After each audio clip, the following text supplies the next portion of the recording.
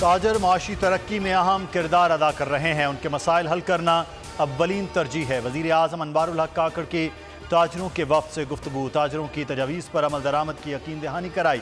وزارت کامرس کو تاجر نمائندوں سے مشاورت یقینی بنانے کی ہدایت، کہا ٹیکس کا نظام ڈیجیٹلائز کر کے اصلاحات کر رہے ہیں، ٹیکس وصولی میں اضافے تک معیشت بہتر نہیں ہو سکتی۔ سمگلنگ کے خلاف ملک گیر آپریشن شروع کر دیا، بجلی چوروں کے خلاف مؤثر کارروائی کی جائے گی۔ ڈالر مافیا کے خلاف سخت حکومتی ایکشن، امریکی کرنسی کی قدر میں بڑی کمی، اوپن مارکیٹ میں ڈالر 4 روپے مزید سستا 308 روپے پر پہنچ گیا۔ انٹر بینک میں 2 روپے 48 پیسے کی کمی، 304 روپے 50 پیسے پر ٹریڈنگ۔ گزشتہ روز ڈالر 306 روپے 98 پیسے پر بند ہوا تھا۔ اوپن مارکیٹ میں یورو کی قیمت 3 روپے کمی سے 332 روپے کی ہو گئی۔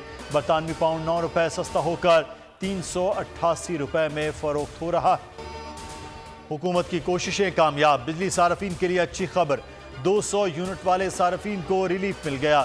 ذرائع وزارت خزانہ کا کہنا ہے کہ IMF نے ریلیف کی منظوری دے دی، ریلیف اگست 2023 کے لیے دیا گیا، 40 لاکھ صارفین مستفید ہو سکیں گے۔ 400 یونٹ تک ریلیف کی تجویز پر بات آگے نہ بڑھ سکی۔ ملک بھر میں تجارتی مراکز پھر جلدی بند کرنے کی منصوبہ بندی، دکانیں اور کاروبار مغرب کے وقت بند کرنے کی تجویز تیار۔ 1 اکتوبر سے 15 فروری تک جلدی کاروبار بند کر کے بجلی کی بچت کی جا سکتی ہے۔ وفاقی حکومت نے تجاویز 4 صوبوں کو بھجوا دی، صوبے متعلقہ چیمبرز اور کاروباری تنظیموں سے مشاورت کریں گے۔ تاجر تنظیموں نے کاروبار کی جلد بندش کی تجویز مسترد کر دی۔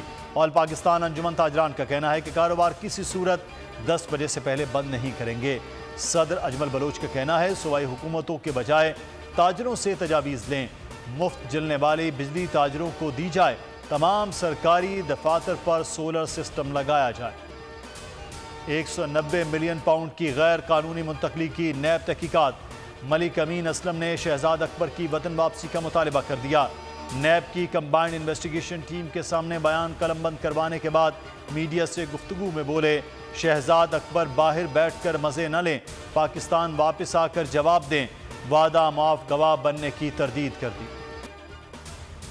لاکھڑا کول مائن فیلڈ میں کانکنی کے دوران چھت گر گئی، ملبے تلے دب کر 3 کارکن جاں بحق ہو گئے۔ تینوں افراد کا تعلق خیبر پختونخوا سے بتایا جاتا ہے۔ جاں بحق افراد میں 2 بھائی سمیع اللہ اور حمید اللہ بھی شامل۔ مقامی افراد اپنی مدد آپ کے تحت لاشیں نکالنے میں مصروف۔ کوہاٹ میں زمین کے ترازے پر فائرنگ، 3 افراد قتل، جاں بحق افراد میں سابق یوتھ کونسلر بھی شامل ہے۔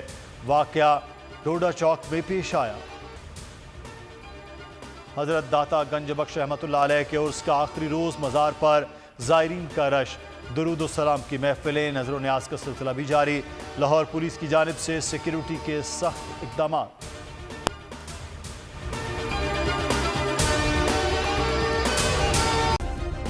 سبسکرائب کریں اور بیل دبائیں تاکہ کوئی خبر رہ نہ جائے۔